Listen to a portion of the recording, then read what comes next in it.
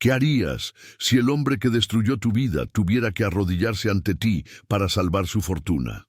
Esto le pasó a Condesa Catalina de San Román, una mujer que, con la dignidad por única posesión, fue humillada por el duque Rodrigo de Montefalco, el hombre más rico y cruel de la corte madrileña, solo para descubrir años después que el único escudo contra su ruina financiera lo sostenía la víctima que él creyó pisotear.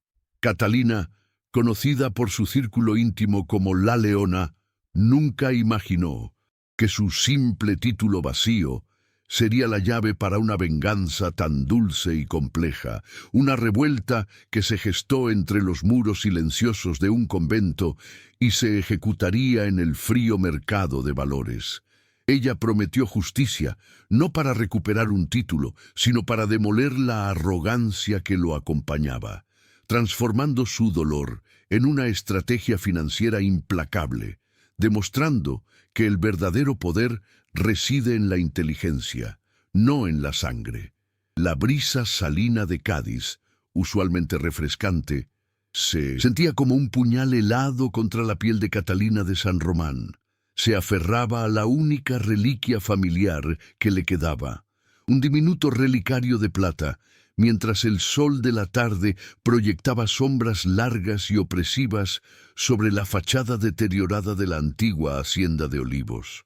Cada grieta en la piedra era un recordatorio silencioso de las promesas rotas y la deuda usurera que pendía sobre su cabeza, una soga invisible anudada por el duque Rodrigo de Montefalco.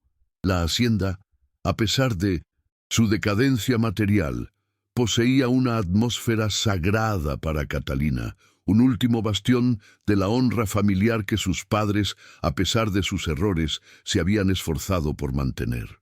En ese momento de profunda vulnerabilidad, mientras el sonido monótono del viento golpeaba los viejos postigos, la condesa sentía el peso no de la pobreza, sino de la injusticia rampante, sabiendo que su única riqueza, su dignidad feroz, era precisamente lo que Montefalco no podía comprar ni comprender, una llama latente que el duque, sin saberlo, estaba a punto de avivar con su crueldad. El préstamo que la condesa había solicitado al duque para cubrir las deudas finales de su padre y evitar la vergüenza del desahucio total, se había convertido rápidamente en una trampa de intereses compuestos imposibles de pagar. El elegante documento, firmado bajo la promesa de una devolución a plazos justos, era ahora la prueba tangible de la perfidia de Rodrigo, un papel manchado que olía a tinta cara y mentiras. Catalina había vendido cada joya, cada objeto de valor sentimental, para apaciguar la avaricia del duque, pero él solo sonreía con esa frialdad de quien posee el mundo y aún quiere arrebatar el último suspiro de una pobre criatura.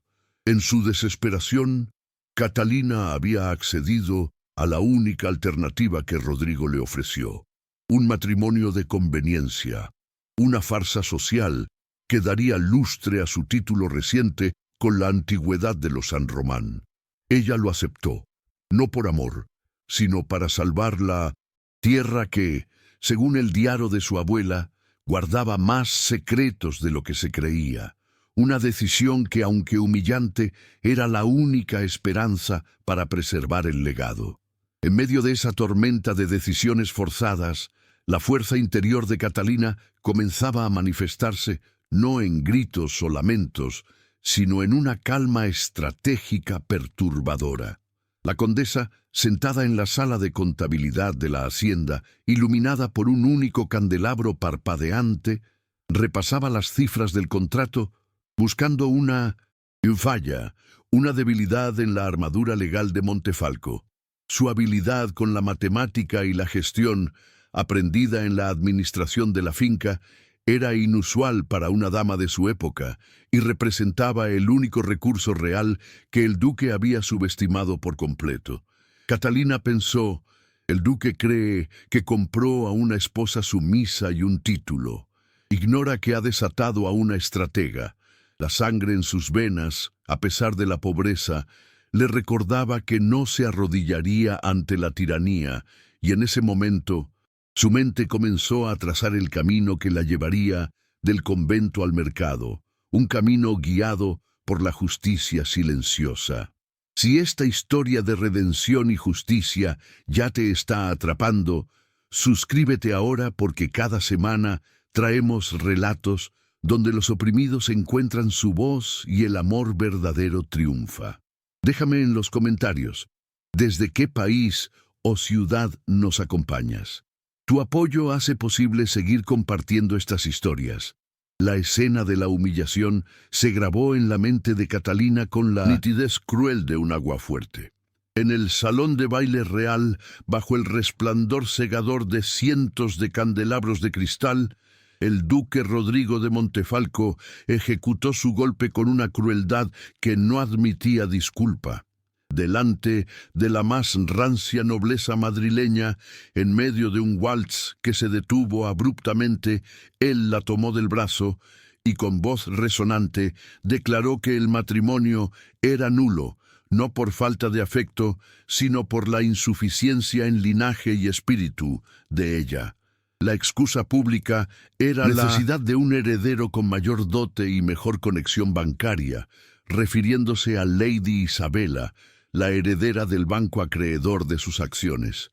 El verdadero golpe, sin embargo, fue la acusación de haber falsificado la escritura de la hacienda de Olivos, la misma tierra que contenía la valiosa mina de hierro que él necesitaba para su lucrativo contrato gubernamental, robándole no solo el título de duquesa, sino también la última posesión de su familia, despojándola de la honra en una sola y vil noche. La estocada fue tan fría, tan calculada, que Catalina sintió un silencio atronador caer sobre ella, más pesado que el clamor de la condena.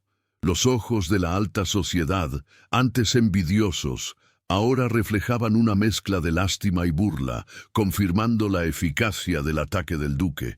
Rodrigo, vestido con una levita de terciopelo oscuro que acentuaba su figura imponente, disfrutó visiblemente de la impotencia de su esposa, su mirada de avaricia desmedida quemando más que la vergüenza.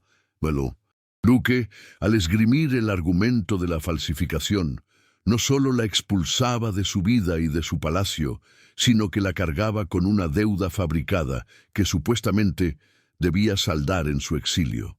Él quería su ruina total, su aniquilación social, y la escena era el testamento de que, para el duque de Montefalco, las personas eran meros activos o pasivos en su gigantesco imperio financiero, y Catalina, a sus ojos, era un pasivo que necesitaba ser liquidado para asegurar el contrato gubernamental. Mientras era arrastrada hacia una puerta lateral por un lacayo discreto, los ojos de Catalina se cruzaron con la figura de un hombre solitario, parado junto a una columna, el barón Alejandro de Luna y Sol. Él era conocido en el círculo social por su honra innegable y su negativa a ceder a las manipulaciones del duque, una anomalía en un mundo de intereses. El barón no se acercó, no intervino, pero en sus ojos, Catalina no vio el juicio de la multitud, sino una sombra de dolor y una rara humanidad que contrastaba con la frialdad circundante. Era apenas una mención en el contexto de su caída, un espectador pasivo de su desgracia, pero su presencia, distante y solemne, era el primer indicio de que no todos en esa corte estaban ciegos por el oro o por el miedo al duque. En ese instante fugaz, el silencio del barón resonó más fuerte que los gritos de humillación, plantando una semilla de curiosidad y un pequeño e inesperado refugio en el corazón herido de la condesa. El exilio fue un viaje de agonía cubierta por la dignidad forzada. La condesa fue enviada a un convento aislado en una remota isla del Caribe hispánico, un lugar de penitencia forzada, lejos de cualquier influencia social o recurso. La ironía era mordaz. El lugar de refugio se convertía en su prisión, un destino sellado por la falsedad y la avaricia de su ex esposo. El viaje por mar, lento y tortuoso, dio a Catalina el tiempo necesario para dejar atrás la negación y sumergirse en una rabia fría y calculada. Una rabia que no gritaba, sino que planeaba. Al llegar al convento, un edificio de piedra ocre rodeado de una vegetación exuberante y una vista infinita al mar, el contraste entre la austeridad del lugar y el lujo vacío de Madrid se hizo evidente. Aquí, despojada de su vestuario de época y sus comodidades, Catalina no encontró la paz religiosa, sino un propósito más oscuro y más fuerte, un fuego que prometía quemar las estructuras de la injusticia que la habían condenado. El encuentro forzado con su nuevo ambiente fue el verdadero catalizador. En lugar de rendirse a la vida monástica, Catalina se dedicó a explorar los archivos polvorientos del convento, no buscando textos sagrados, sino buscando un conocimiento que el duque nunca valoraría. Fue allí, oculta entre libros de cuentas antiguos y registros de propiedades del convento, donde la condesa descubrió el diario cifrado de su abuela, una mujer de gran inteligencia y un genio mercantil. Las páginas, escritas con una criptografía compleja, revelaron no solo la verdadera ubicación de un tesoro ancestral escondido en la hacienda, sino también un completo código de comercio y contabilidad avanzada. Este hallazgo, un regalo del pasado que desafiaba el presente, se convirtió en el faro de su exilio, prometiéndole las herramientas para luchar contra Rodrigo en el único campo que él consideraba invencible: las finanzas. Con el pingente de esmeralda de su abuela colgado al cuello, ahora no solo un recuerdo, sino una clave. Simbólica, Catalina se arrodilló, no para rezar, sino para trazar su primer plan de ataque en un mapa polvoriento de las rutas comerciales transatlánticas, marcando los puntos débiles en las estructuras económicas que sostenían el imperio de Montefalco. La condesa de Otero y Mar había desaparecido, consumida por las llamas de la humillación, y en su lugar emergía una nueva figura, una estratega fría que utilizaba la aritmética como un arma y la paciencia como un escudo. Sus ojos, antes llenos lágrimas, ahora reflejaban la luz de una venganza metódica. Rodrigo me quitó mi hogar, mi nombre y mi dignidad. Pero me dejó la inteligencia y el conocimiento de mis ancestros, pensó Catalina. ¿Podría una mujer, sin título ni poder, con solo un código antiguo y la rabia como combustible, realmente desmantelar la fortuna a la bancada del duque? ¿Y cómo respondería el barón de Luna y Sol cuando descubriera que la víctima que juró proteger era ahora la leona anónima que se preparaba para la batalla en 1900? El mercado de Madrid, los 3 años transcurridos en el convento de Santa María del Mar, transformaron a Catalina de San Román en una criatura de disciplina austera y mente afilada.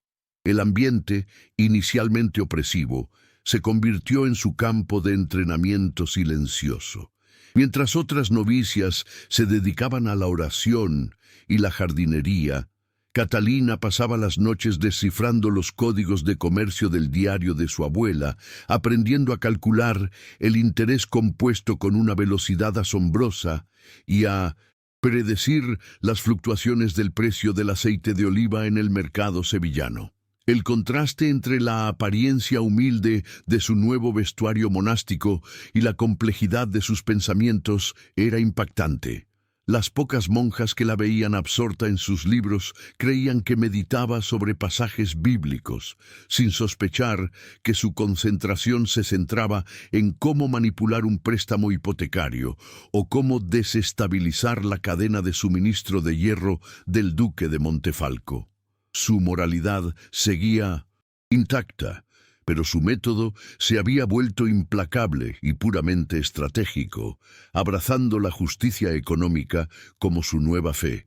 Los primeros días fueron un tormento de desconcierto sensorial. El calor húmedo y pegajoso de la isla contrastaba violentamente con la frialdad marmórea de los salones de Madrid.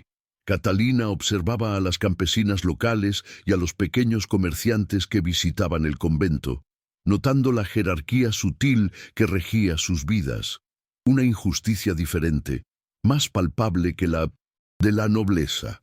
En sus interacciones diarias, la condesa, ahora simplemente hermana Catalina para la comunidad, ofrecía sus habilidades matemáticas para ayudarles con sus cuentas, ganando su confianza y escuchando sus lamentos sobre los usureros de la capital, especialmente los ligados a la red de Montefalco. Estos pequeños actos de empatía eran la demostración de su carácter inquebrantable y la confirmación de que su venganza no sería solo personal, sino una cruzada para aliviar el sufrimiento de aquellos a quienes el duque también había oprimido, ligando su destino al bienestar de los olvidados. Fue una pequeña victoria sobre un prestamista local, un socio menor de Rodrigo, lo que solidificó la transformación de Catalina. Utilizando los métodos de contabilidad forense de su abuela, la condesa probó ante el párroco local que el prestamista había manipulado las tasas de interés de un agricultor de caña de azúcar, forzándolo a devolver la tierra. La humillación pública del hombre, obligado a restituir la propiedad, fue un momento de revelación catártica para Catalina. «Esta es mi moneda», pensó con una frialdad calculada al ver el rostro blanco del prestamista. Entendió que la verdadera habilidad no estaba en la espada ni en el título, sino en la capacidad de leer un libro de contabilidad mejor que el enemigo, de predecir su codicia y de usar la ley que él creía sagrada para desarmarlo por completo. Mientras Catalina se forjaba en la austeridad, a miles de leguas, el varón Alejandro de Luna y Sol vivía la pesada rutina de administrar sus vastas, pero conservadoras, propiedades en Andalucía. La introducción del varón en su propio mundo era un retrato de poder contenido. Lo veíamos en su biblioteca, un santuario de maderas oscuras y pergaminos, lidiando con los problemas de sus campesinos, actuando siempre con una justicia inquebrantable, ajeno a la extravagancia de sus pares. A diferencia de Rodrigo, Alejandro no buscaba expandir su riqueza mediante la usura, sino mantener la estabilidad. Un hombre de palabra empeñada en un siglo de engaño. La pesada levita que vestía parecía simbolizar el peso de la responsabilidad de su linaje. Su presencia era imponente, pero su silencio, su preferencia por la soledad de sus libros y el mar, sugerían un alma marcada, una primera fisura en la armadura del noble. La falla en su armadura, ese momento de humanidad palpable, se reveló durante una tensa reunión con el Consejo Real sobre el contrato gubernamental de la mina de hierro, el mismo que involucraba la tierra de Catalina. Alejandro fue el único que se opuso a la celeridad del acuerdo, citando dudas sobre la legalidad de la adquisición de la mina por parte de Montefalco y la prisa en adjudicarle el monopolio. Esta demostración de honra absoluta le costó la enemistad abierta de Rodrigo y el ostracismo de otros nobles. Su negativa a ceder no era solo política, sino profundamente personal. Llevaba el peso de un luto secreto por una prometida anterior, traicionada por la avaricia de un noble cercano a Rodrigo, lo que lo hizo profundamente escéptico ante el amor y la superficialidad de la corte, convirtiendo el deber en su único refugio. El interés genuino por Catalina surgió como una molestia persistente en sus pensamientos.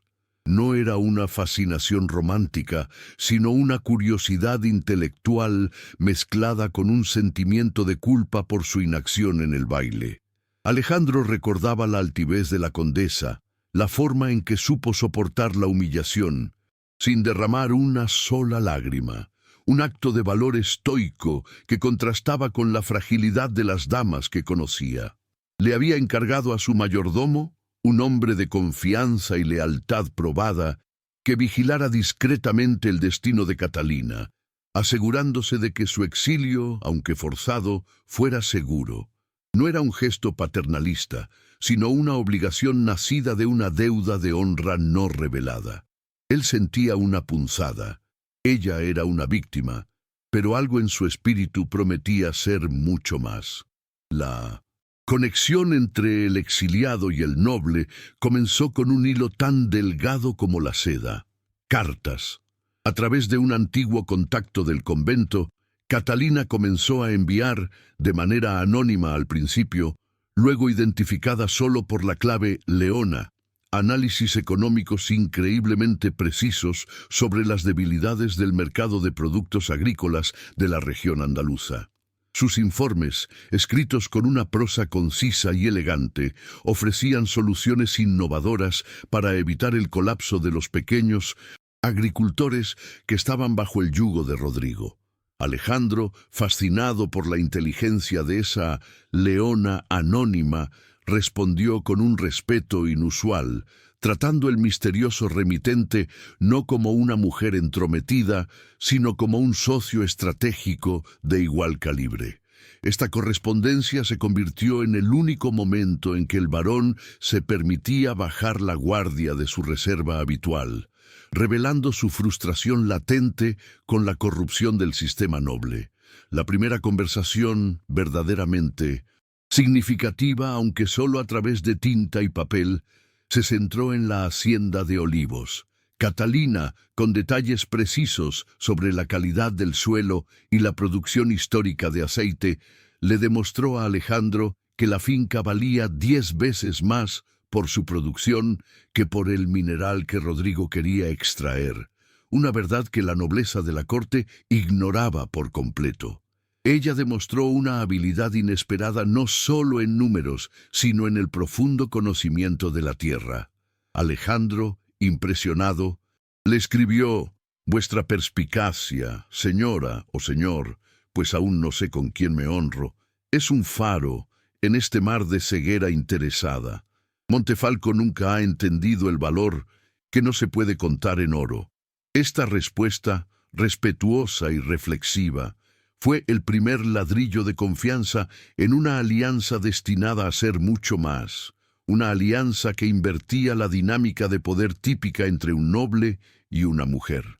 En una carta posterior, arriesgándose un poco más, Alejandro compartió una vulnerabilidad pequeña, pero significativa, revelándole a la leona que su padre antes de morir le había confesado una deuda de honra con un viejo amigo que lo había salvado de un escándalo financiero años atrás, sin mencionar el nombre del acreedor. La leona respondió con una empatía concisa, aconsejándole que la honra se paga mejor no con dinero, sino con justicia y lealtad incondicional hacia la causa correcta. Esta interacción no solo fortaleció su conexión intelectual, sino que también estableció la base moral de su futura asociación. No lucharían por la riqueza, sino por el principio. Alejandro se sintió extrañamente ligero, aliviado de haber compartido una verdad que había guardado celosamente por años, sin saber que la confesión estaba siendo escuchada por la hija del hombre al que su padre le debía la vida. La amenaza creciente del duque Rodrigo se hizo sentir incluso en el remoto convento.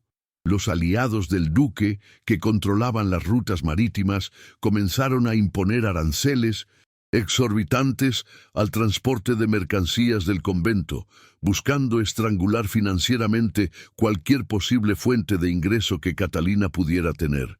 Esta acción, aparentemente menor, era parte de un plan más grande para asegurar que ella permaneciera despojada y silenciada. Catalina, sin embargo, no se amedrentó.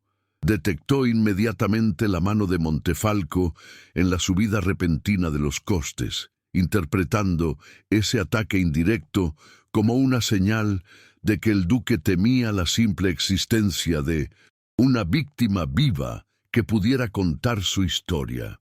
La condesa, utilizando sus nuevos contactos de comercio, respondió rápidamente, desviando la ruta de la mercancía a través de un archipiélago rival, causando una pérdida modesta a los socios de Rodrigo, y demostrando su astucia estratégica en el mercado. Sin embargo, el sistema injusto se reveló más cruel y personal cuando una carta sellada con lacre, enviada por una antigua amiga de la corte, llegó al convento, revelando que Rodrigo había iniciado los trámites para declarar legalmente a Catalina muerta en vida a nivel social, un mecanismo que le permitiría vender formalmente la hacienda de Olivos y consolidar la posesión de la mina sin el riesgo de futuras reclamaciones legales. La carta describía la humillación social que aún persistía, la forma en que el nombre de Catalina era arrastrado por el fango de los rumores, acusándola de locura y de haber huido por vergüenza, no por coerción. Catalina sintió un ardor amargo en la boca. Su exilio forzado se había convertido en su aniquilación civil, y la amenaza de que Rodrigo se hiciera irreversiblemente con la mina la obligó a acelerar su plan de acumulación de capital. Fue entonces cuando el barón Alejandro intervino más directamente, aunque sin saber aún la identidad de la leona. Su mayordomo le informó sobre el aumento de aranceles al convento, un acto de mezquindad que lo enfureció. Usando su influencia, el barón presionó al Consejo de Aduanas, alegando una violación del 1900 decoro e intentando reducir las tasas. Aunque no tuvo un éxito total, el gesto fue suficiente para interrumpir el flujo de las extorsiones de Rodrigo por un tiempo crucial. Mientras Alejandro actuaba desde la defensa, Catalina, la leona, aprovechaba la pausa para ejecutar su primer gran movimiento en el mercado de valores de Madrid, comprando acciones de la compañía naviera que usaba Rodrigo, un acto que pronto la convertiría en una accionista anónima con poder de voto en el corazón del imperio, de su enemigo, un golpe silencioso y estratégico. La revelación crucial sobre el pasado llegó a través de la criptografía del diario. Después de meses de descifrado, Catalina encontró un mapa adjunto, marcando la ubicación exacta de la veta de hierro en su hacienda de Olivos, confirmando la avaricia del duque, pero también revelando algo más impactante.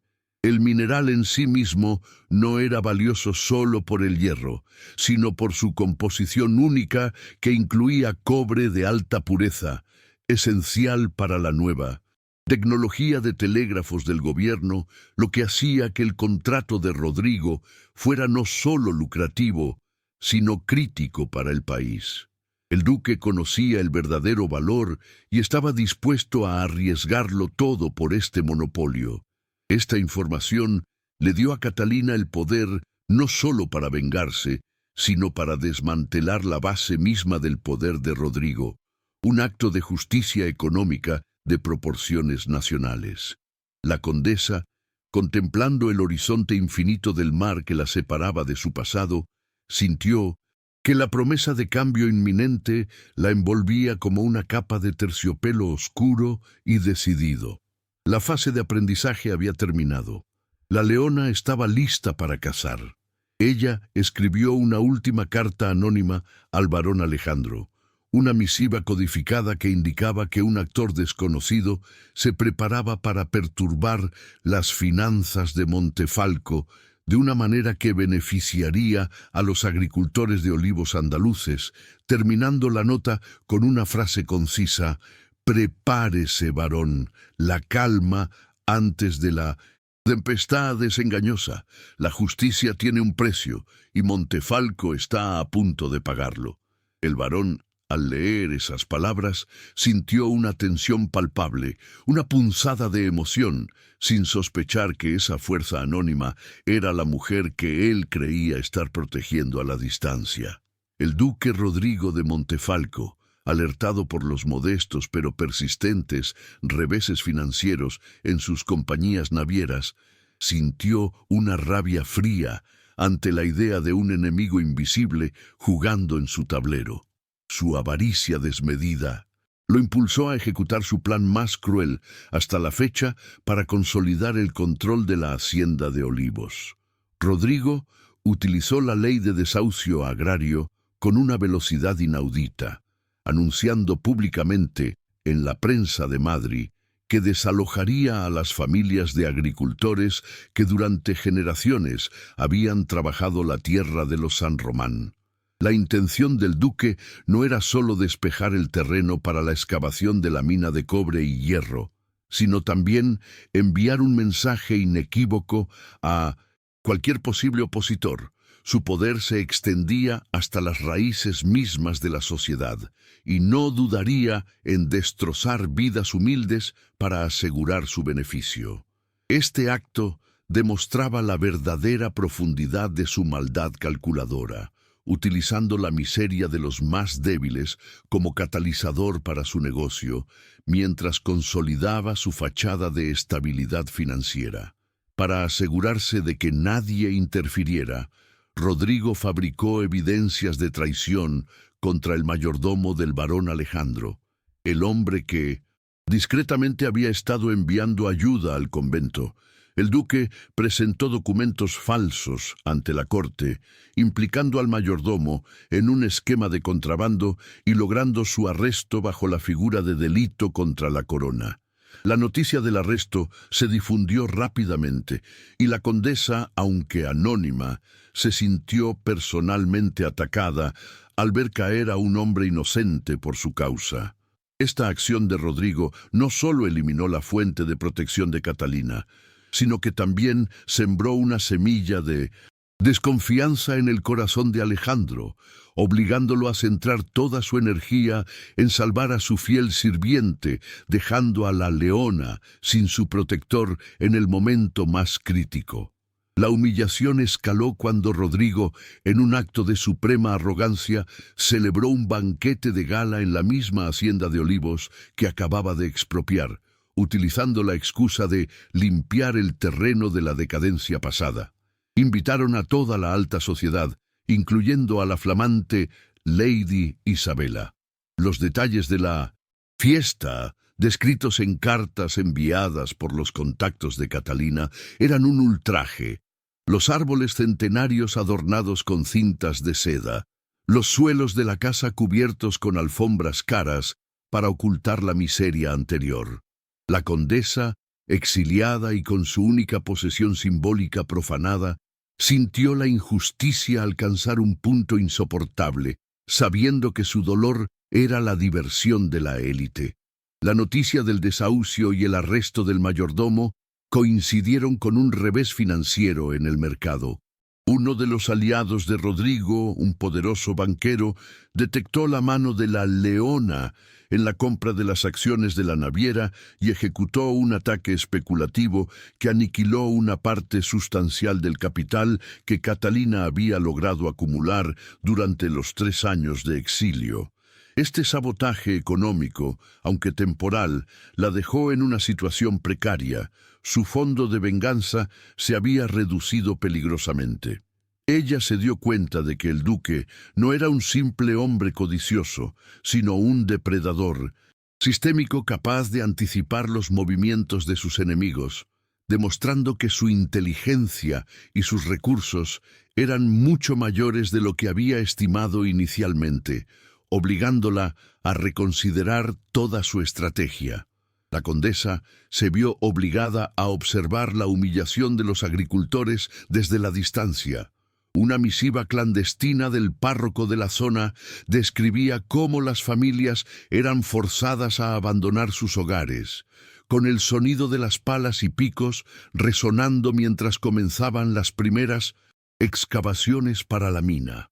Catalina, sentada sola en su pequeña celda del convento, sintió que el peso de todas esas vidas destrozadas caía directamente sobre sus hombros. La injusticia la golpeó con una fuerza abrumadora. La visión de la tierra de sus ancestros profanada no solo por la avaricia, sino por el abandono forzado de los inocentes, marcó su punto más bajo, convirtiendo la venganza personal en un imperativo moral y social ineludible. Catalina se sintió completamente aislada y sin salida. La condesa había confiado en la discreción del mayordomo del barón, y su arresto demostraba que Rodrigo no solo tenía ojos en todas partes, sino que estaba dispuesto a incriminar a inocentes para proteger sus intereses. Los pocos contactos comerciales que Catalina había cultivado se retiraron por miedo.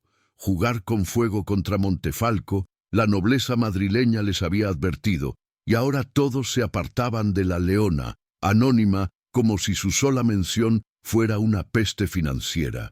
En la fría quietud del convento, el silencio se volvió su enemigo, un eco de la soledad profunda que la envolvía, recordándole que, en la lucha por la justicia, estaba esencialmente sola contra un imperio de mentiras y dinero, y que su dignidad no era suficiente para detener la maquinaria del poder corrupto.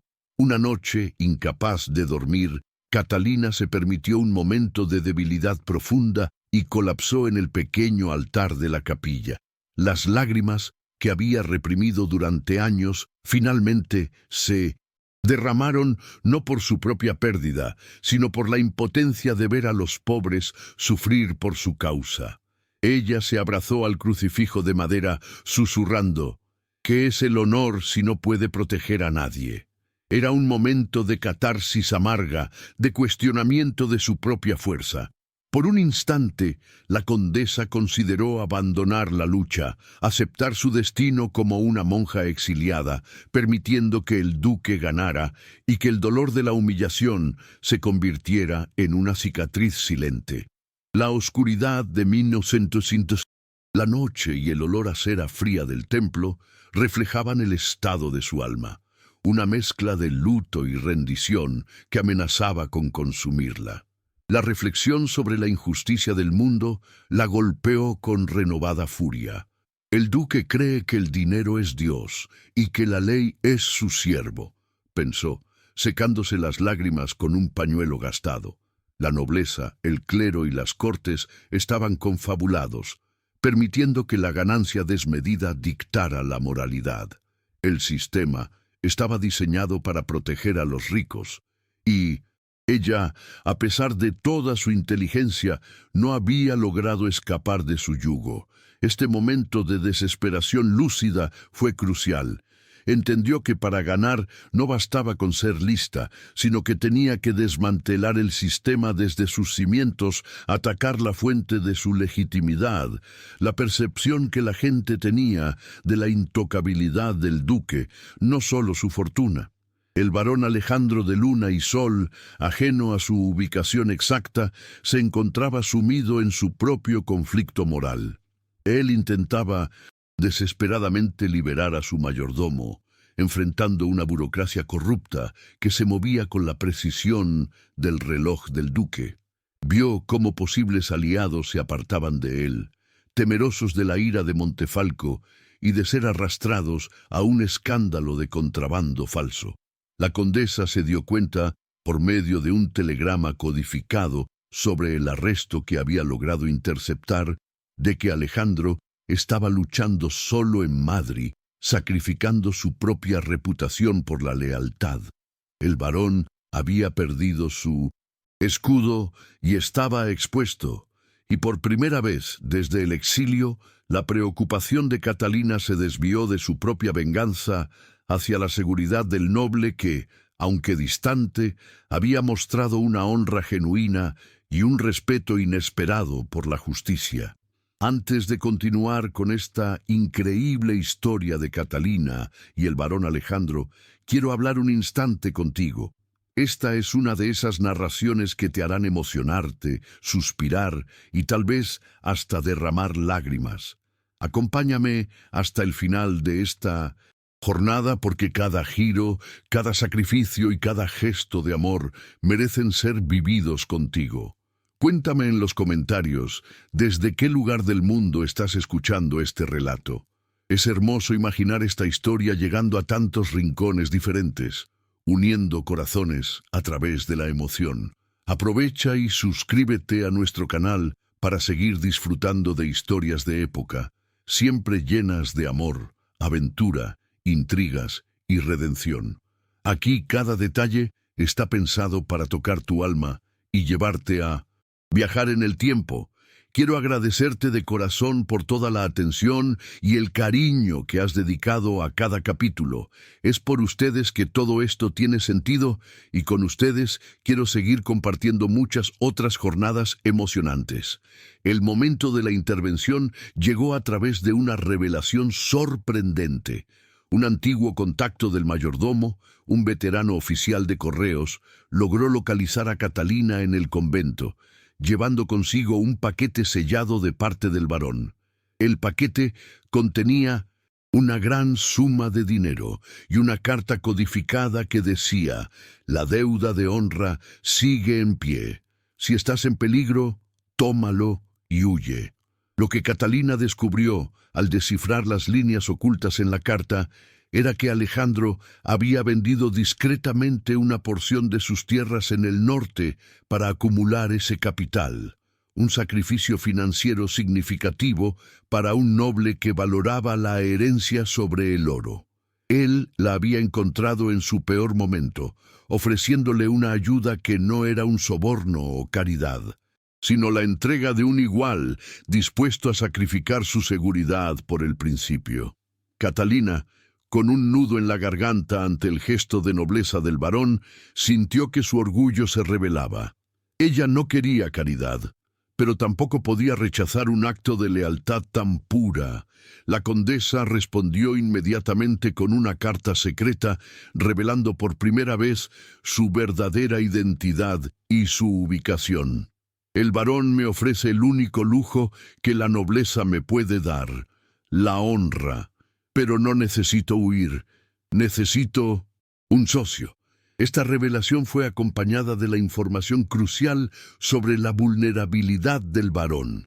Rodrigo estaba preparando documentos falsos para vincular su título ducal con un antiguo escándalo de corrupción, lo que lo pondría bajo amenaza de exposición pública. Ella había cambiado la dinámica de su relación para siempre. Ya no era la protegida, sino la que sostenía la información para salvarlo. El varón Alejandro recibió la carta de Catalina en su biblioteca, donde la luz de un candelabro de plata iluminaba su rostro pálido. La revelación de que la leona anónima era la condesa humillada y supuestamente inofensiva lo golpeó con la fuerza de un rayo. El impacto fue doble. La condesa no solo estaba viva, sino que era una mente financiera superior a la suya, y además lo había salvado de la humillación al alertarle sobre el ataque de Rodrigo. En lugar de negarse a la ayuda, el varón aceptó la alianza con una resignación reverente ante su fuerza. Él le escribió: «Vuestra perspicacia nos salva a ambos. Mi ayuda no es caridad, sino el pago a la dignidad que poseéis. Acepto vuestra alianza». ¿Cuál es el campo de batalla? La dinámica de poder se había invertido, sellando un pacto de igualdad intelectual y una promesa de lealtad mutua en la oscuridad. La primera revelación importante del varón en su respuesta fue el segredo uno completo.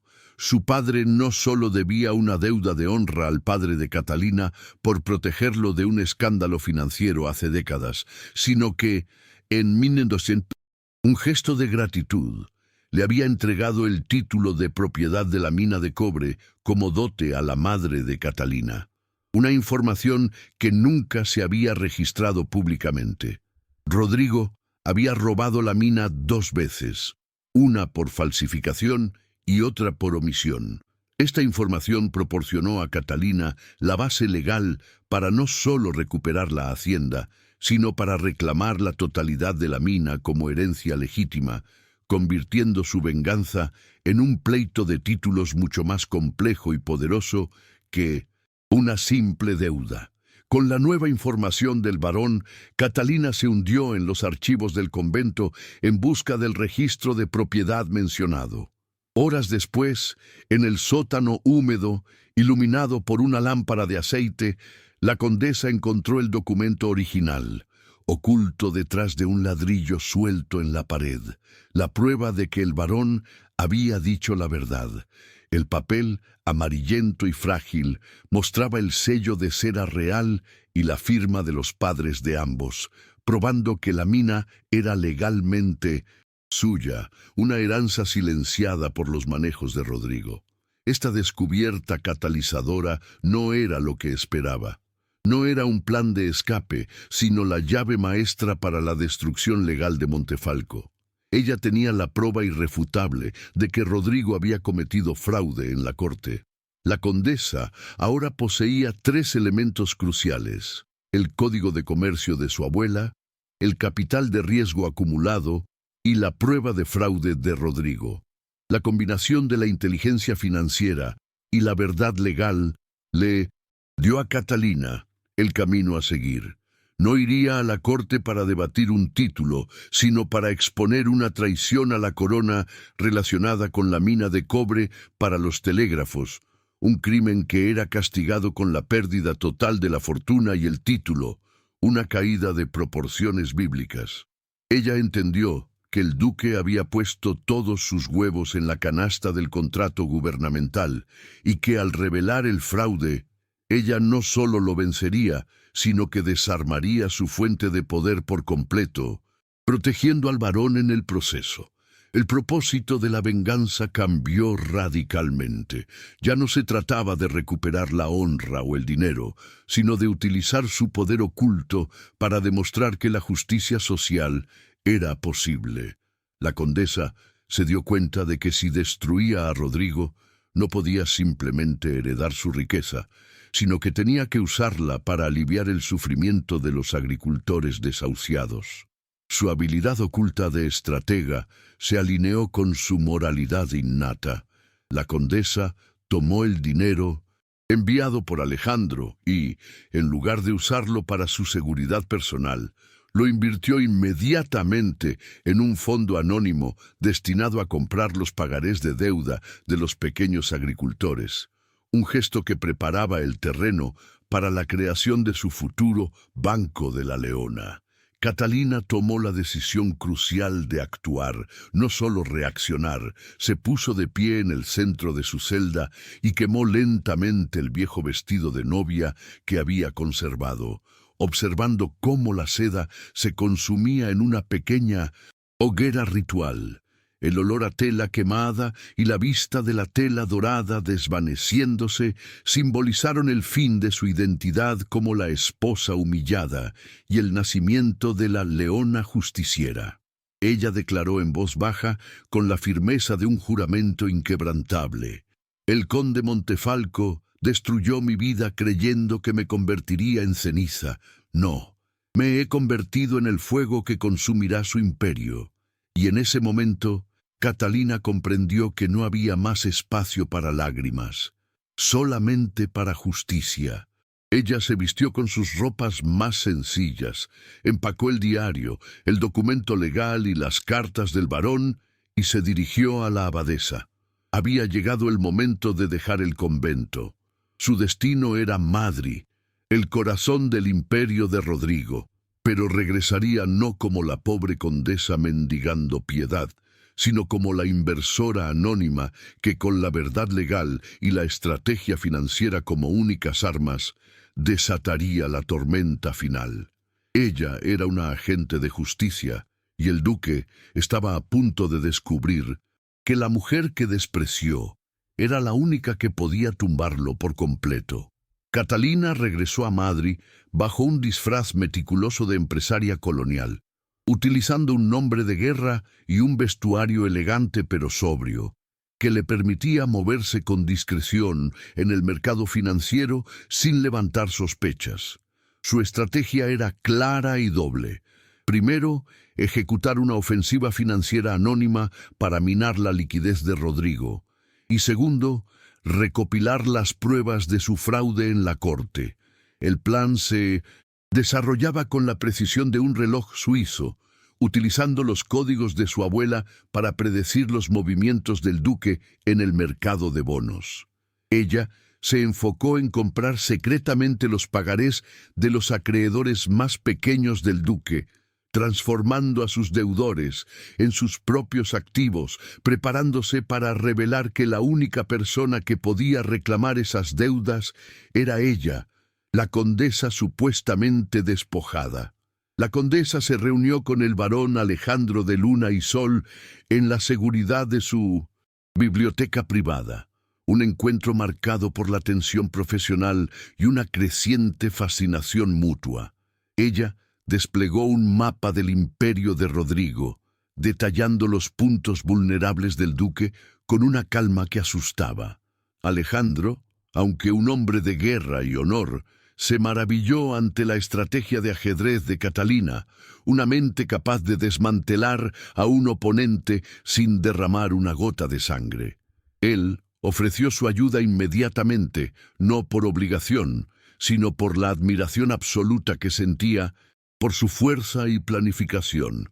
Ella aceptó, pero con la condición estricta de que él solo sería el intermediario público, mientras que ella, la leona, mantendría el control total de la agencia estratégica, protegiendo su anonimato hasta el momento culminante del golpe final.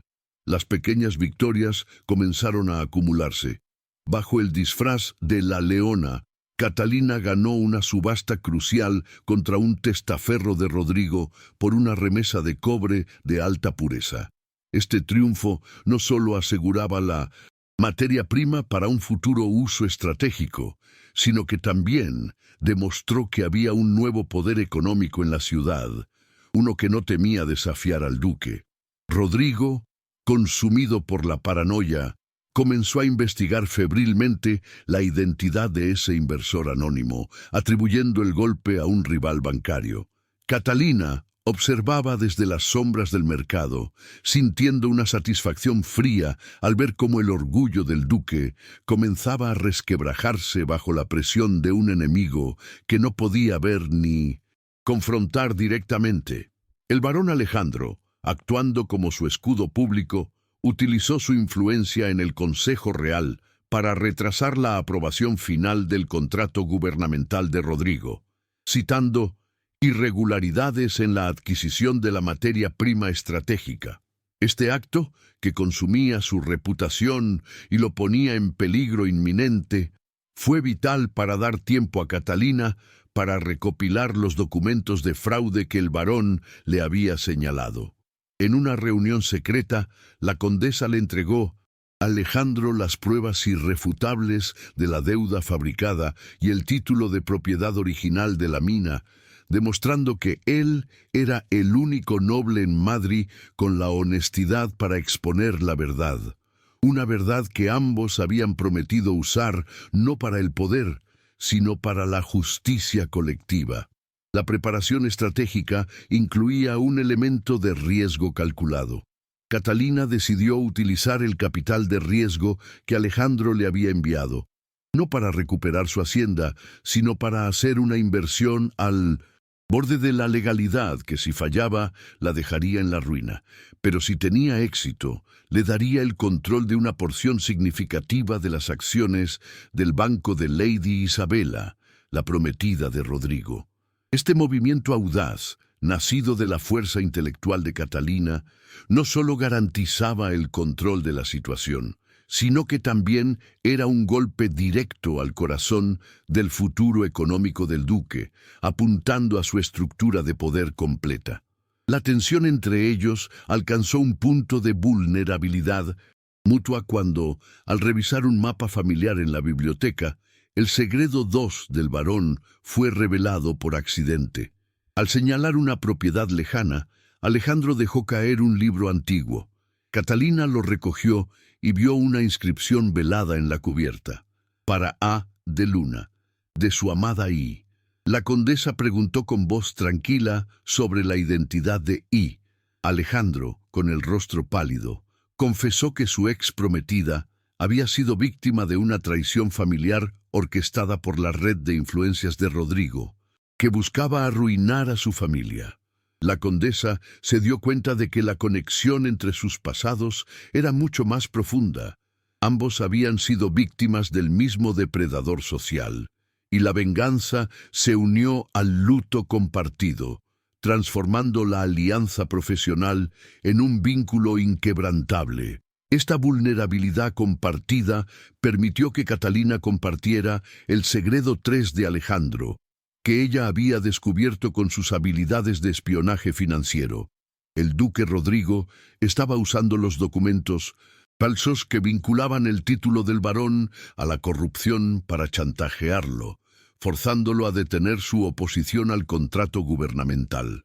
La condesa le mostró pruebas de cómo Rodrigo había plantado documentos en el registro público, un engaño meticuloso que solo podía ser desvelado con la criptografía financiera de su abuela.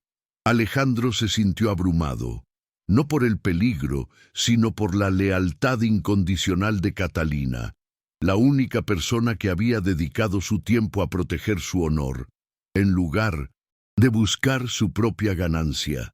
La información más crucial sobre el punto débil del antagonista se reveló cuando Catalina descifró un ledger secreto de uno de los testaferros de Rodrigo.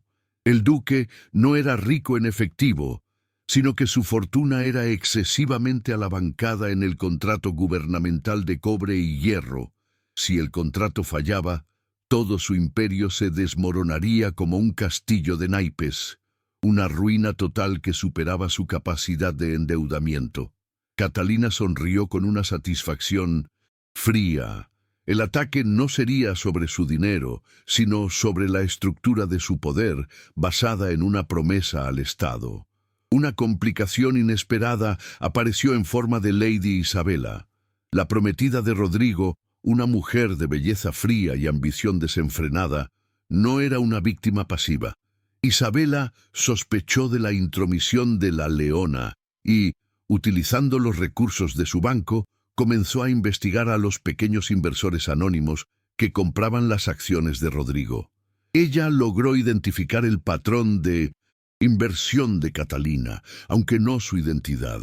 Este nuevo obstáculo puso en peligro la identidad secreta de la condesa y forzó a Alejandro a intervenir de forma más abierta para desviar la atención de la astuta prometida del duque, demostrando que la lucha no era solo contra Rodrigo, sino contra toda la red de avaricia que lo rodeaba.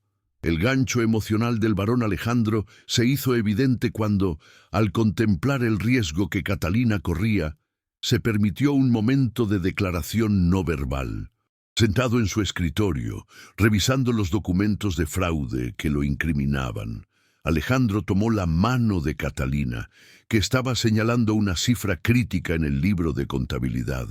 El gesto fue breve, pero lleno de una emoción contenida, un reconocimiento de que esa mujer, que arriesgaba todo por la justicia, se había convertido en su igual intelectual y en su refugio emocional. Él le susurró: «El riesgo es grande, condesa. Si caemos, caemos juntos. Pero juro que no dejaré que su nombre vuelva a ser manchado». La tensión romántica se intensificó en una noche lluviosa, mientras revisaban los documentos en la biblioteca de Alejandro. El sonido de la lluvia contra los cristales creaba una atmósfera de intimidad forzada. Catalina se inclinó sobre el barón para señalar una firma falsificada en el documento del ducado de Alejandro. Sus cabezas quedaron muy cerca, y por un instante el perfume de jacinto de la condesa invadió el espacio, rompiendo la concentración de Alejandro. Él levantó la mirada y sus ojos se encontraron. No había palabras, solo la elocuencia silenciosa de un reconocimiento mutuo, la sensación de que esa alianza de honor se había transformado en algo mucho más peligroso y dulce. El momento de casi beso fue interrumpido por la llegada urgente de un mensajero de Lady Isabela, una señal de que la presión del antagonista no daba tregua. Este abrupto retorno a la realidad, a la amenaza que los acechaba, sirvió solo para profundizar su conexión. El barón se levantó rápidamente para recibir al mensajero, pero antes de abrir la puerta, su mano se posó en el hombro de Catalina, un gesto de protección mutua y una promesa no verbal de que, a pesar del peligro, estaban juntos en esa lucha. Ambos sabían que la misión era la prioridad, pero el corazón de ambos ya había reconocido un sentimiento profundo y peligroso, un amor nacido de la igualdad de espíritu y del valor compartido.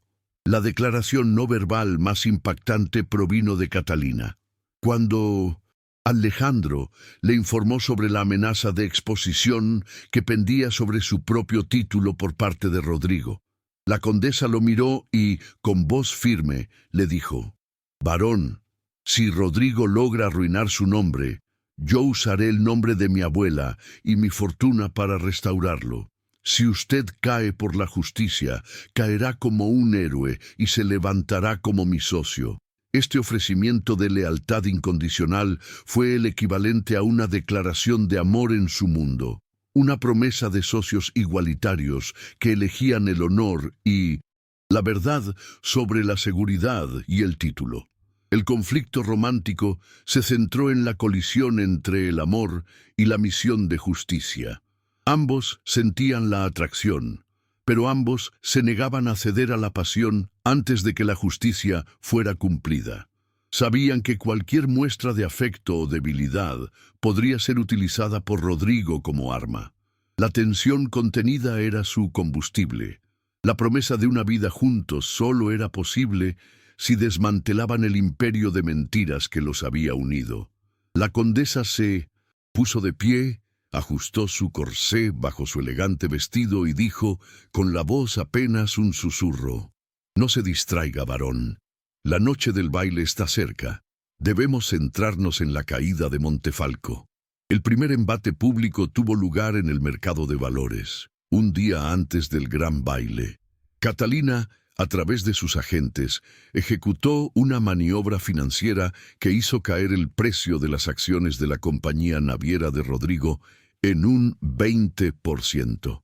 La caída fue tan repentina y precisa que causó un pánico momentáneo.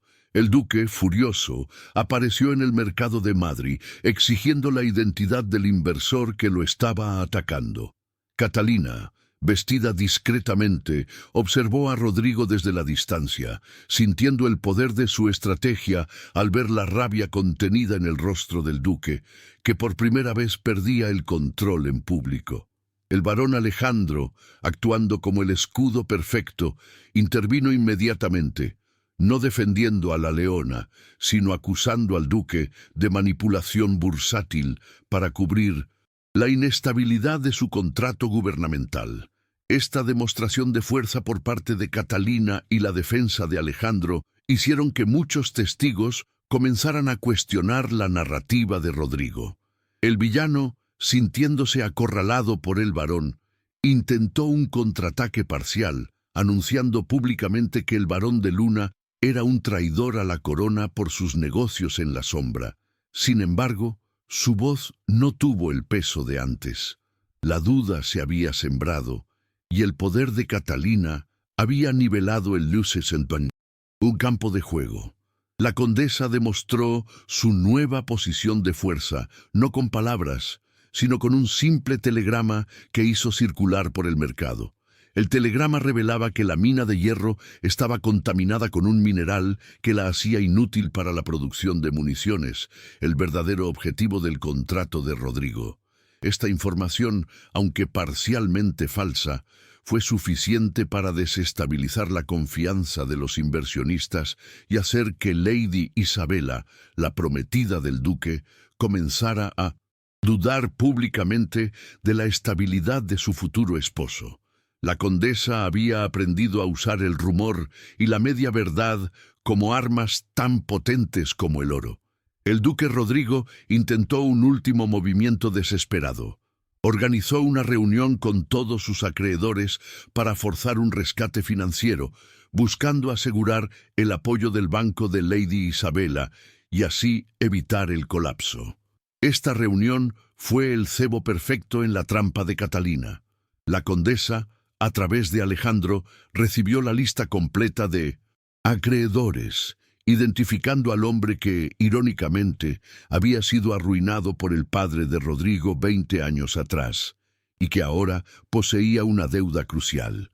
Catalina movilizó sus fondos para pagar esa deuda, asegurando la lealtad del acreedor y garantizando que en el momento del clímax, la traición vendría de adentro, el golpe más devastador de todos, asegurando que el fracaso del duque sería completo. El plan completo estaba listo para la ejecución, como una maquinaria de venganza, perfectamente engrasada. Catalina tenía el control silencioso del banco de Lady Isabela, la prueba de fraude legal de la mina y la lealtad de un acreedor crucial. Solo quedaba el escenario, y el duque, con una ironía deliciosa, había elegido el mismo lugar de la humillación para su baile de gala y para la firma del contrato gubernamental que debía salvarlo. El barón Alejandro y Catalina se reunieron por última vez antes del evento, sus rostros iluminados por la luz sombría de la biblioteca. Y los momento de calma antes de la tormenta fue marcado por una promesa. Alejandro se quitó el anillo de su abuelo, una reliquia de honor incalculable, y se lo entregó a Catalina. «Condesa», dijo con voz firme y suave, «si caemos, este anillo estará en las manos de la única persona que admiro. Si ganamos, usaremos mi fortuna y la tuya para proteger a quienes Rodrigo destrozó. ¿Estamos de acuerdo?» La condesa aceptó el anillo, el primer símbolo tangible de su unión. Ella sintió una oleada de esperanza, de pasión, sabiendo que su lucha había trascendido el título y la fortuna. La condesa se puso de pie, su esmeralda ancestral brillando a la luz de la lámpara. «Hemos llegado al final del tablero, varón», dijo Catalina con una frialdad controlada. «Esta noche, la condesa Catalina de San Román finalmente responderá a la calumnia de su exesposo». La frase final que resonó en el aire fue una promesa y un destino ineludible. La noche del baile sería la última vez que nadie dudaría de quién era Isabela Montero, la condesa que se convirtió en la leona justiciera. El salón de baile real bullía con una mezcla de anticipación y nerviosismo. El evento no era solo una fiesta, sino el escenario donde el duque Rodrigo de Montefalco firmaría el contrato gubernamental de cobre y hierro que aseguraría su posición y donde se anunciaría públicamente su matrimonio con Lady Isabela.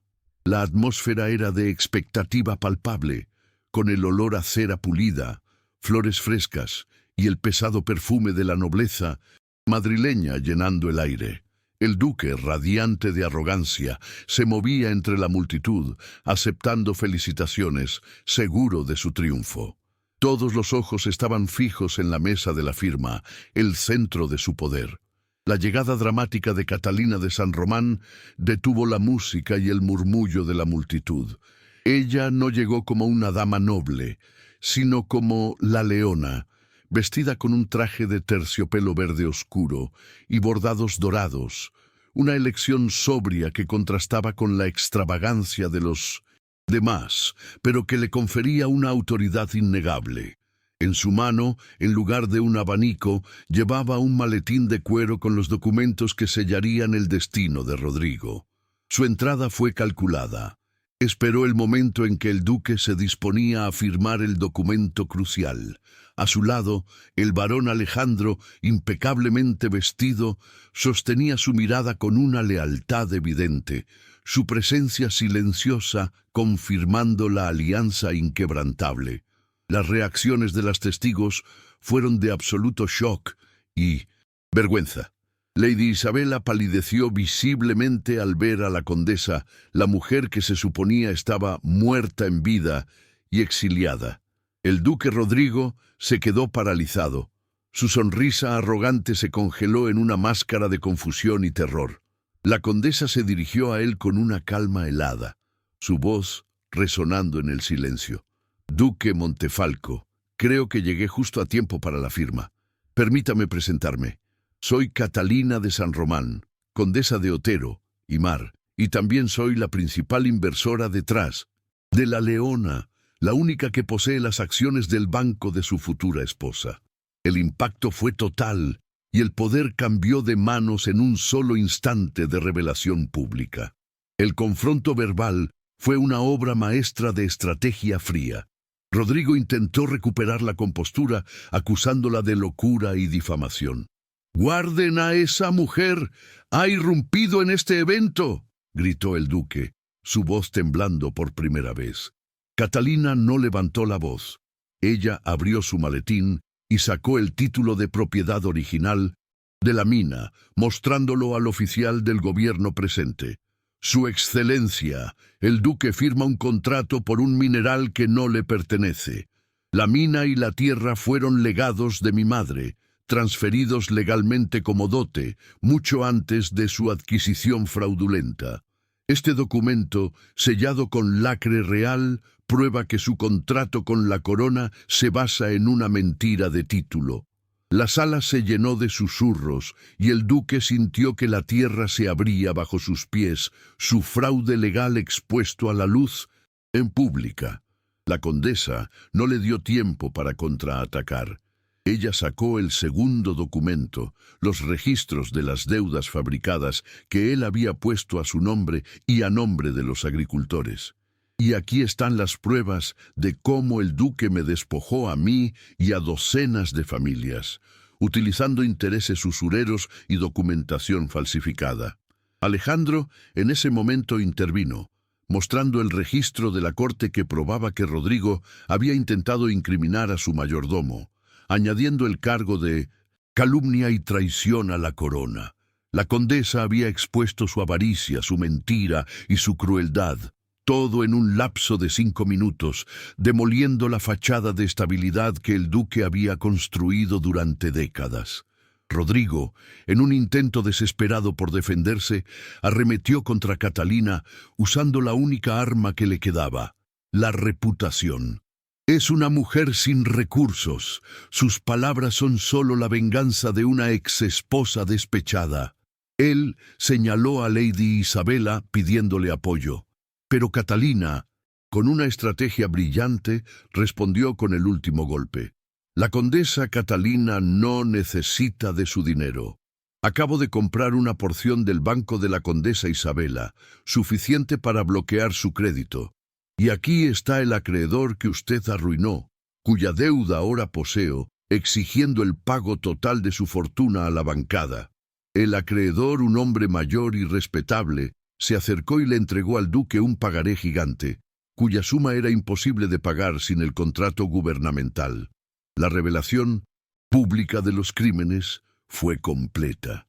El oficial del gobierno, al ver la prueba de la propiedad del cobre y el fraude en la corte, declaró nulo el contrato, citando la traición a la corona. Rodrigo se desplomó, su rostro blanco como la cera, dándose cuenta de que lo había perdido todo: el título, la fortuna y la reputación. Catalina había orquestado su caída con una precisión quirúrgica, utilizando sus propias armas, las finanzas y la ley, contra él. El duque, que había despreciado a la condesa por su insuficiencia de linaje, fue derribado por la fuerza de su mente, la única riqueza que no podía ser robada ni falsificada, asegurando la catarsis emocional de la audiencia. La consecuencia inmediata para el villano fue la pérdida total de su poder. El oficial de la corona ordenó la incautación de todos los bienes de Rodrigo hasta que se resolviera el caso de fraude. El duque de Montefalco se vio reducido a un hombre común, despojado de su título y de su riqueza, ante la mirada de la misma sociedad que antes lo adulaba. Lady Isabela, al confirmar la ruina financiera, le entregó el anillo de compromiso con una expresión de asco y se retiró, confirmando que su lealtad solo estaba ligada a la fortuna. El público, antes silencioso, estalló en un murmullo de aplausos y choque, una mezcla de satisfacción y miedo por el poder de la justicia inesperada. Catalina demostró una justicia implacable pero medida.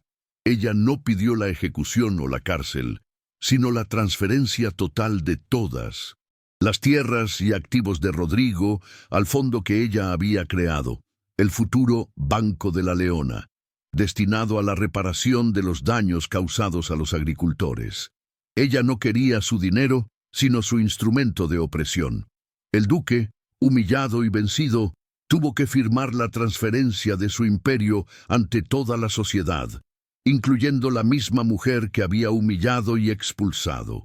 Fue el arrepentimiento forzado, la escena de la justicia perfecta invertida, donde el opresor tuvo que arrodillarse ante su víctima. El barón Alejandro apoyó públicamente a Catalina en el momento de la firma.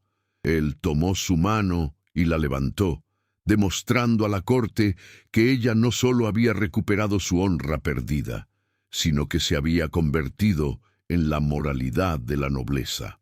Su elección de apoyarla, un gesto costoso para su reputación que lo vinculaba al escándalo, selló su destino con el de ella, no solo como aliado, sino como socio de vida. El varón le susurró al oído, con la voz llena de admiración: «Condesa, vuestra justicia es más brillante que cualquier corona». La multitud observó la unión de la fuerza del honor, Alejandro, y la fuerza de la inteligencia, Catalina, un nuevo paradigma de poder. En medio del caos de la derrota de Rodrigo, el primer gesto público de unión fue un simple toque, una declaración no verbal de amor absoluto. Catalina, todavía sosteniendo el maletín y el anillo del varón, sintió que toda la tensión acumulada la abandonaba. El varón, ajeno a los murmullos, se acercó a ella y con una mirada de devoción absoluta tomó su rostro entre sus manos. La primera declaración verbal de amor de Alejandro fue simple y directa, pronunciada solo para ella. «No te amo por la condesa que fuiste, sino por la leona justa que eres. Mi vida y mi honor son vuestros para la causa que elijáis». Catalina, conmovida por la entrega total y la igualdad de su propuesta, le respondió con el anillo de su abuelo en la palma de su mano: «Varón, no hay honor en este mundo que valga más que vuestra lealtad. Acepto vuestro honor, vuestro amor y vuestro futuro. Hemos superado juntos el último obstáculo. El duque es solo un fantasma en nuestro pasado». El varón y la condesa sellaron su compromiso con una mirada de profunda intimidad y el reconocimiento de que su amor no era un cuento de hadas, sino una asociación forjada en la lucha, una unión de iguales destinada a la grandeza. Las consecuencias inmediatas se establecieron con la condesa de San Román, la Leona, asumiendo el 1600 control de las tierras expropiadas de Rodrigo. El contrato de la mina, ahora legalmente suyo, fue transferido a una fundación de crédito para los agricultores, la promesa de un cambio mayor que acabaría con el ciclo de la usura. La élite, avergonzada y consciente del nuevo poder de Catalina, la miraba con un respeto recién adquirido y un miedo reverencial, sabiendo que la condesa que habían despreciado era ahora la fuerza económica más potente de Madrid. El gancho emocional para la resolución se centró en el futuro. Catalina y Alejandro se retiraron del salón, dejando el caos de la caída de Rodrigo. El varón le devolvió el relicario de plata que ella llevaba, ahora un símbolo de su victoria.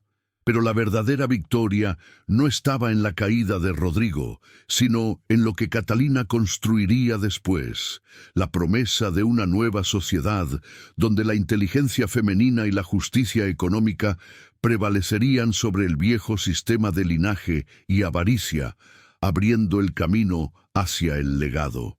El destino final del duque Rodrigo de Montefalco fue una consecuencia consolidada y satisfactoria. Despojado de su título por fraude a la corona y de su fortuna por las hábiles maniobras legales de Catalina, el duque fue obligado a abandonar la ciudad en un exilio autoimpuesto y vergonzoso. No fue encarcelado, sino condenado a la muerte social, una pena mucho más dolorosa para un hombre que basaba su existencia en la vanidad y la apariencia. Lady Isabela, al confirmar la ruina total de sus ambiciones, se casó rápidamente con un varón menor, asegurando su posición, pero viviendo con la humillación de haber sido abandonada en el altar por un hombre quebrado y de haber sido superada por la inteligencia superior de Catalina, confirmando la ruina moral y financiera del duque. Los cambios en el sistema social y económico fueron inmediatos y tangibles. La revelación del fraude del duque y el conocimiento de la verdadera dueña de la mina de cobre forzó al Consejo Real a revisar todas las transacciones inmobiliarias de la nobleza en los últimos 5 años. Esta acción abrió una caja de Pandora de corrupción, lo que llevó a la creación de una nueva comisión de honra para investigar la legitimidad de los títulos y las deudas. El barón Alejandro fue nombrado miembro de la comisión, y su reputación, antes manchada por la calumnia de Rodrigo, se consolidó como el pilar de la honestidad de la nobleza, un hombre que había elegido la justicia por encima de la conveniencia. El reconocimiento público de Catalina fue absoluto, pero ella lo recibió con una dignidad mesurada. La prensa, antes cómplice de la humillación del duque, ahora la aclamaba como la condesa de hierro y la leona de la justicia. Sin embargo, la condesa rechazó la ostentación y se negó a reclamar los títulos ducales vacantes. Ella se enfocó en el propósito mayor: utilizar su nueva posición para transformar la hacienda de Olivos en un símbolo de justicia económica. La condesa había superado la humillación, y su nombre, antes arrastrado por el fango, ahora inspiraba respeto y una nueva fe en el poder de la rectitud. La escena íntima entre Catalina y Alejandro tuvo lugar en la antigua hacienda de Olivos, ahora restaurada y llena de vida, con el olor a tierra fértil y flores silvestres reemplazando la opresión. La condesa estaba sentada en el pórtico, mirando el valle que casi había perdido. Alejandro se acercó y se sentó a su lado, tomando su mano. La reflexión sobre la jornada fue un momento de cura emocional. Hace 3 años, el sol aquí se sentía como una condena. Ahora se siente como una bendición ganada, dijo Catalina. El barón le recordó: nunca fue una condena, condesa. Fue el crisol que forjó a la mujer más fuerte que he conocido. Siempre fuiste la leona. Yo solo te proporcioné la caja fuerte para tus armas. Alejandro finalmente superó el luto y la desconfianza por su antigua prometida. Él vio en Catalina la prueba de que el amor no era una debilidad, sino una asociación inquebrantable basada en la verdad y el valor.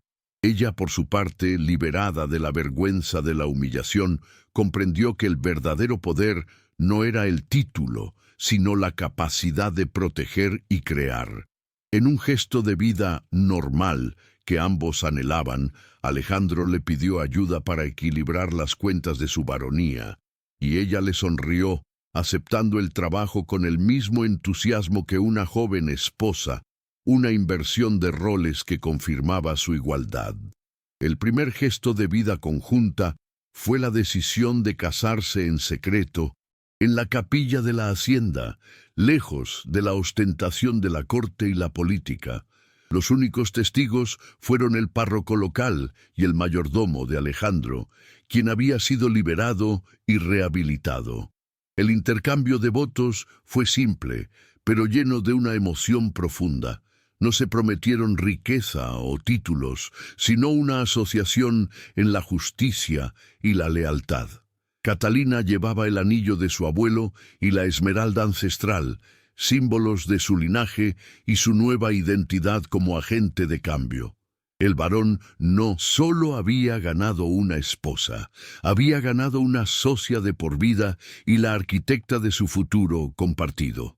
El legado de la Leona se estableció formalmente con la fundación del Banco de la Leona, con Catalina como presidenta y Alejandro en el Consejo de Honor. Utilizando la fortuna incautada de Rodrigo, el banco ofreció microcréditos a intereses justos para los pequeños agricultores y comerciantes, una reforma radical del sistema de usura que había oprimido a la región durante siglos. La condesa No solo había recuperado su tierra, había cambiado la forma en que la tierra y la riqueza se percibían en la sociedad, utilizando las finanzas como herramienta de liberación y no de esclavitud. La heroína usó su poder para ayudar a los vulnerables de manera concreta y duradera. El antiguo palacio de Rodrigo en Madrid fue transformado en una escuela técnica para mujeres, donde la condesa enseñaba personalmente contabilidad y criptografía, asegurando que la próxima generación de mujeres no fuera excluida del poder económico. Los personajes secundarios beneficiados incluyeron al mayordomo de Alejandro, que se convirtió en el jefe de seguridad del banco, y los agricultores desahuciados, que no solo recuperaron sus tierras, sino que también recibieron fondos para renovar sus cultivos, convirtiendo la hacienda de Olivos en un modelo de prosperidad rural. La comunidad se transformó por completo. El espíritu de honra y justicia de Alejandro y la inteligencia estratégica de Catalina crearon una nueva clase de nobleza, una basada en el servicio y la ética, en lugar del linaje y la avaricia. El Banco de la Leona se convirtió en un símbolo de resistencia y esperanza en toda España, demostrando que la reforma social no necesitaba la revolución de las espadas, sino la precisión de las cifras. La condesa, ahora duquesa de Luna y Sol por cortesía de su marido, había redefinido el significado de la nobleza, no el que hereda, sino el que lucha y protege a los desprotegidos con sabiduría. Una pasaje de tiempo de 3 años consolidó su legado. La escena nos devolvió a la hacienda de Olivos, el lugar de la vulnerabilidad inicial de Catalina. Ahora, el valle estaba lleno de una luz dorada y una sensación de paz. Catalina y Alejandro, sentados en el pórtico, observaban a sus 2 hijos pequeños jugar bajo la sombra de los olivos, un símbolo de continuidad y esperanza. La condesa, vestida con sencillez, llevaba el pingente de esmeralda y el anillo del varón, símbolos de su poder y su amor. La decadencia había sido reemplazada por la vitalidad, la soledad por la familia. Catalina y Alejandro estaban en posiciones elevadas, no solo socialmente, sino moralmente. El varón, ahora más abierto y menos atormentado, leía un libro de poesía mientras Catalina revisaba los libros de cuentas del Banco de la Leona, manteniendo su pasión por la estrategia. La escena final de esa secuencia mostró el amor como una asociación igualitaria, donde la fuerza intelectual de la condesa y la integridad del varón se complementaban para construir un futuro no para ellos, sino para el bien común. Si has acompañado la historia de Catalina y del varón Alejandro hasta el final, dime cuál fue el momento más emocionante para ti. Escríbelo en los comentarios porque tu voz da sentido a cada capítulo. Aprovecha para suscribirte a nuestro canal y seguir disfrutando de romances de época llenos de amor, drama y emoción. Gracias de corazón por haber vivido esta travesía conmigo. Muy pronto volveremos con una nueva historia que tocará tu alma. Catalina se volvió hacia Alejandro, una sonrisa serena iluminando su rostro. Ella tomó el libro de contabilidad y lo cerró con un chasquido suave, sus ojos fijos en la extensión de la tierra que habían salvado. Me pregunto qué pensaría el duque Montefalco si supiera que la mujer insuficiente se ha convertido en la fundadora de la única institución que ha sobrevivido a su ruina, dijo Catalina con un tono reflexivo. El varón se inclinó y la besó suavemente en la frente con la devoción de un hombre que había encontrado la verdad y la justicia en el mismo lugar. Él pensaría que el oro es el único poder, condesa, pero el verdadero poder no es el que se hereda, varón. Es el que se gana y se usa con justicia. Y este, mi querido duque, es solo el comienzo de una nueva era, donde el amor y la estrategia triunfan sobre la avaricia y el linaje, un final que inspira esperanza realista para todos los que luchan por la justicia.